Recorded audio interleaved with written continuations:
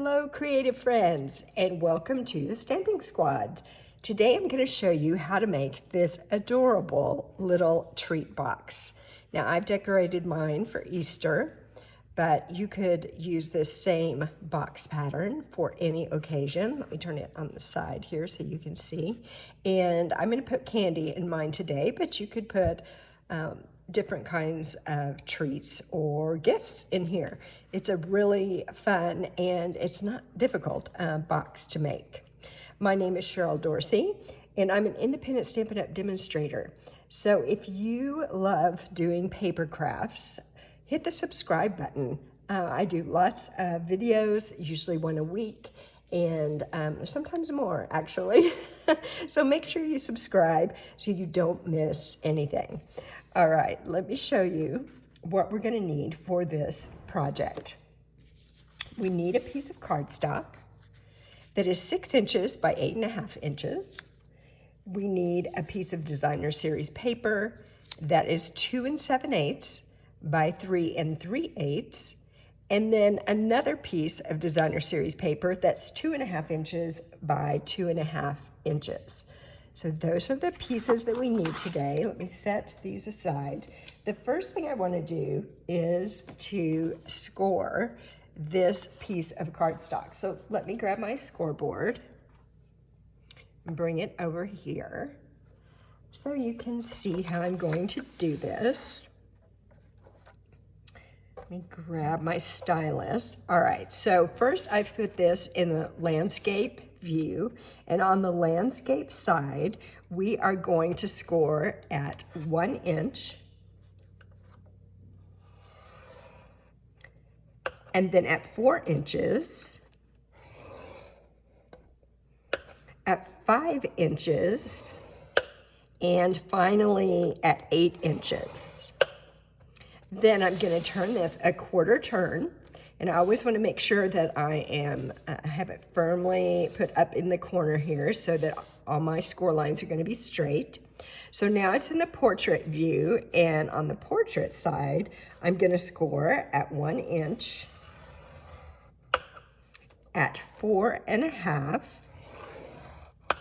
and at 5 1/4. So now I can put my scoreboard away. And I have a template that I'm going to use to help me remember how I need to trim this piece of cardstock. All right, so there's the template. If you want to take a screenshot of that, you're welcome to do so. So here we go. I'm going to make these cuts. So first we need to start with this little rectangle down here. I'm going to cut on the score line up to that horizontal score line.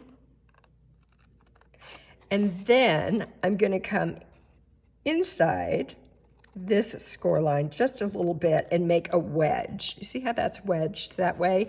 This is going to eliminate any bulk that we have so that our project goes together nicely. Then in the middle here, I'm going to cut on this score line up to that horizontal score line again, and then the same on this one. And then I'm going to cut a wedge here and here.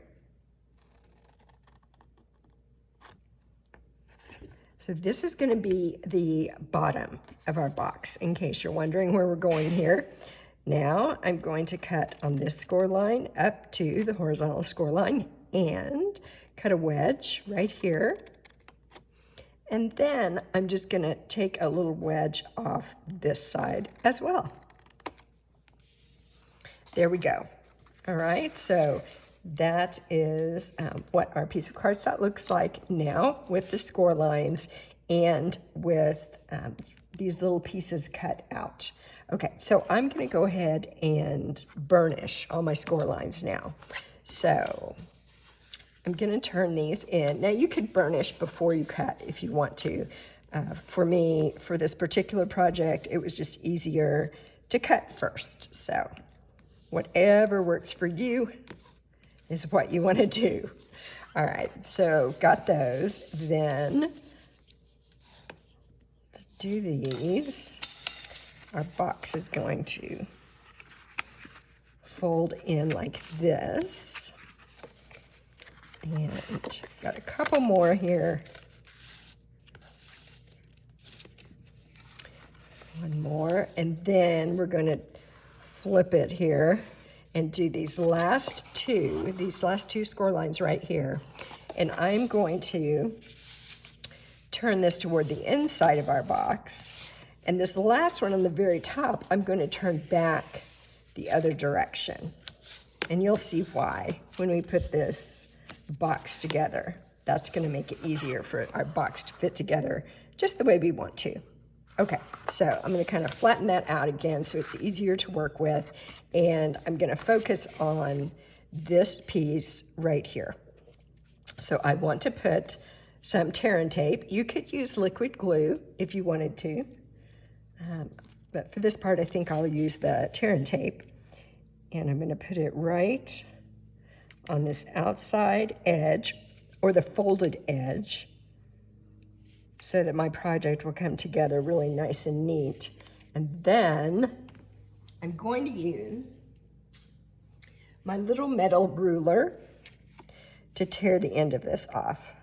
I like that because it always gives me a really smooth edge with that tear and tape. Okay, there we go, we've got that. And now I'm gonna grab my take your pick tool, and I'm going to remove the backing from that tear and tape. There we go.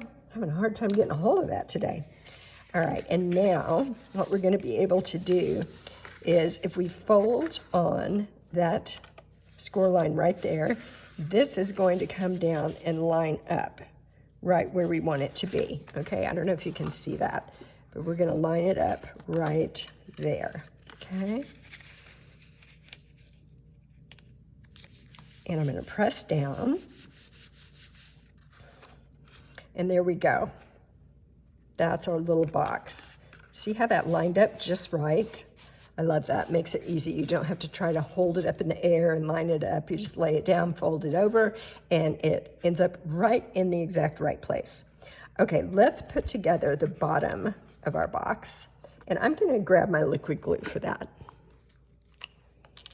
So I'm going to put just a little tiny bit on these, on these flaps. And then I want to look at this and remember where the back side is, where that seam is, where the two pieces came together. That's going to be my back side. So I want to put this side down first, and then this will be the last side to go down. It'll point toward the back side. That way we don't see any seams on the front of our project. Okay, now let's put a little glue on this as well. And then we're going to press that down. And you can kind of, because it's the glue, you can kind of make sure that your box is squared up the way you want it. And then I'm just going to turn it over and set it down on my work surface here. And I'm going to use my bone folder and just press down inside to make sure that that glue is making contact really good on every corner and the whole the whole bottom, so it doesn't flip out, flip up. I don't know, something like that. All right, so here we go, our cute box. Do you love that? I think it's adorable.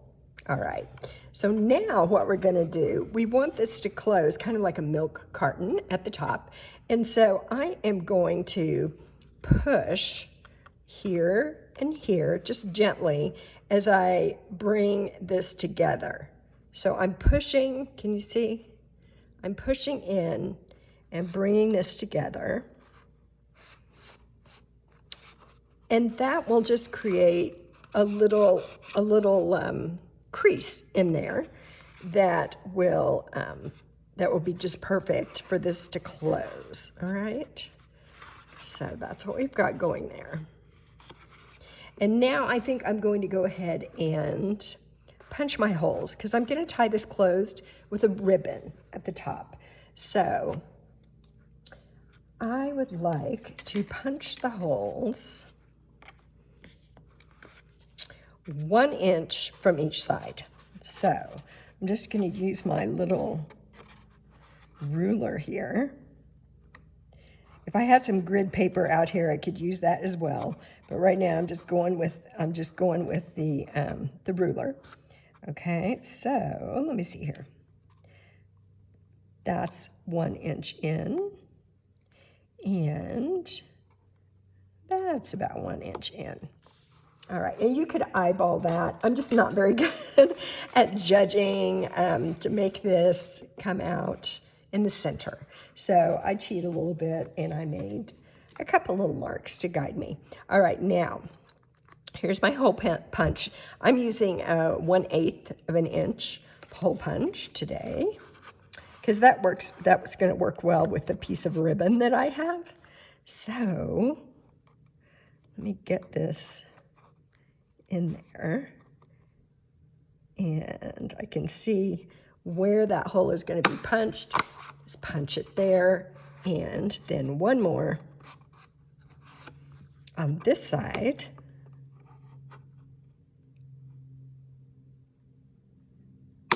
Right there.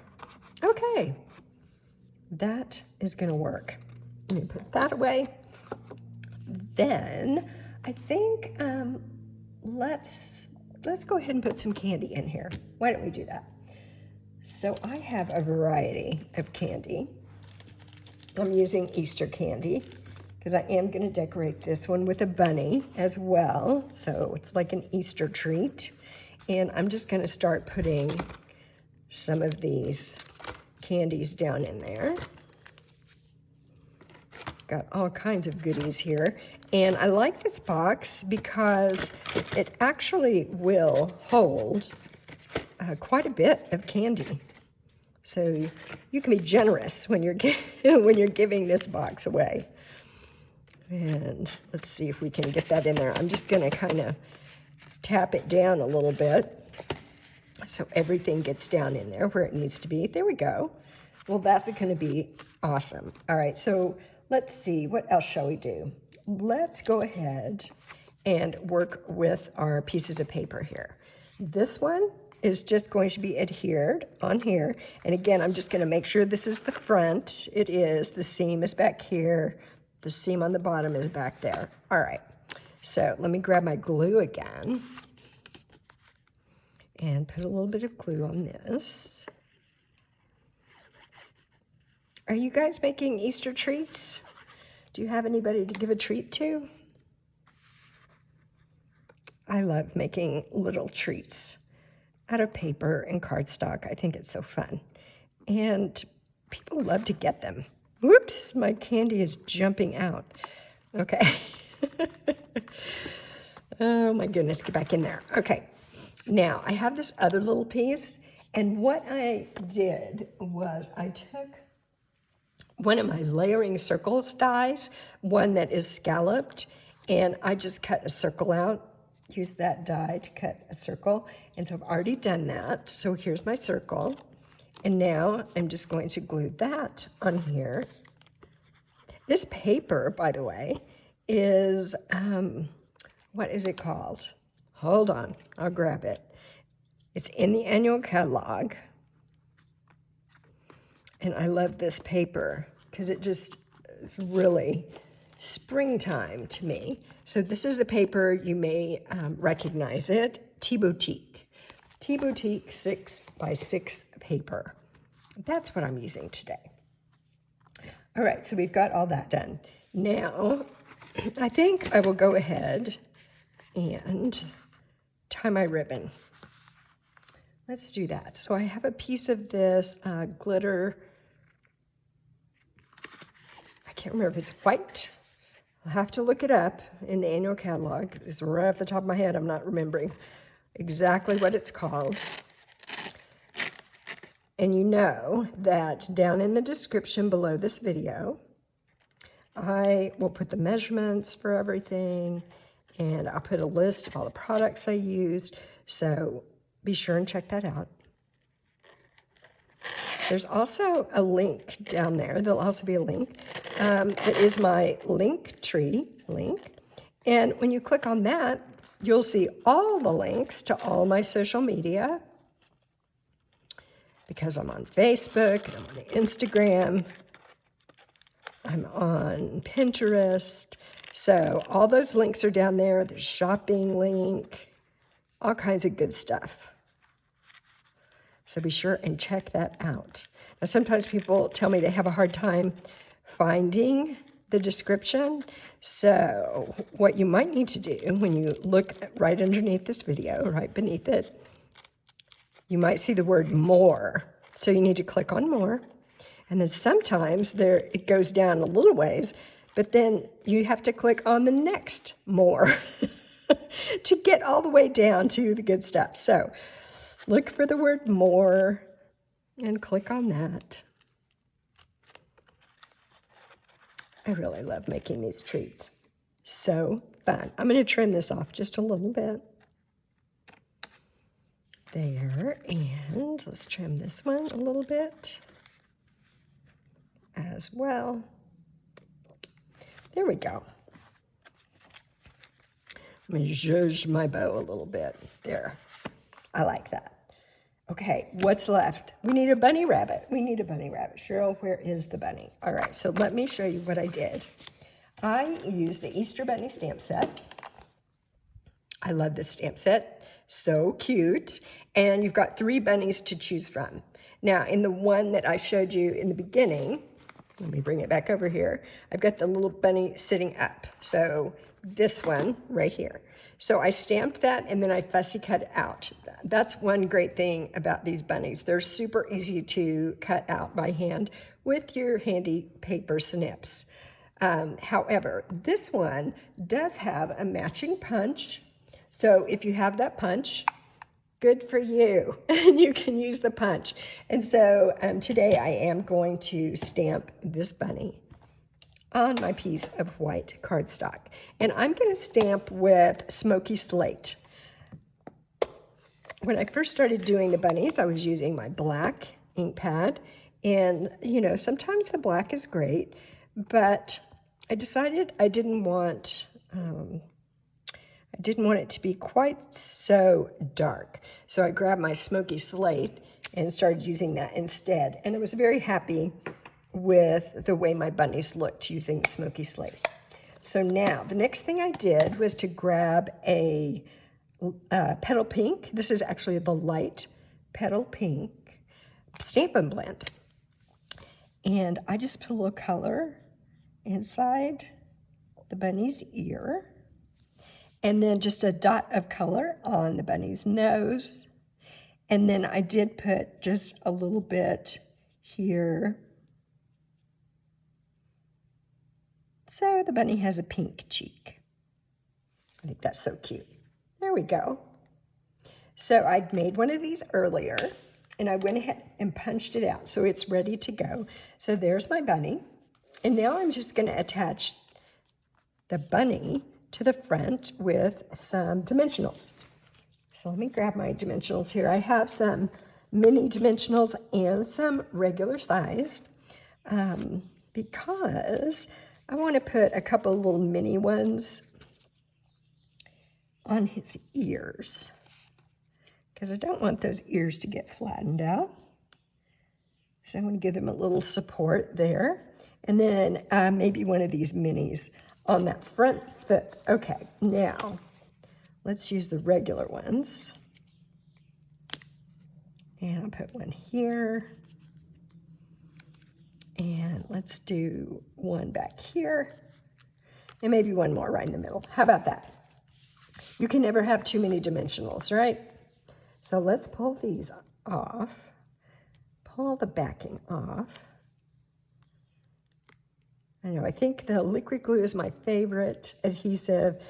And then when it's time to adhere my focal images, I do love the dimensionals. So let me put this little bunny right here. Just so cute. So if you guys are making treats, or you like to make treats, or you're looking for ideas for treats, I do have a whole playlist of treats. So I will link that up here. And we're finished. We're finished. I don't know if I told you, this is fresh Freesia cardstock. And it was scheduled to be retired next month with the in colors. But we just found out a couple days ago that fresh Freesia is going to stay and become one of our core colors. So I am very excited about that because it's definitely one of my favorites. All right, let me bring back the first one. There we go, with our adorable bunnies and a cute little box that for mine is filled with all kinds of candy. But you can see the box is big enough that you could put a little gift in there if you choose. All right, thank you so much for stopping by my channel today. I hope I will see you again very soon. Bye-bye.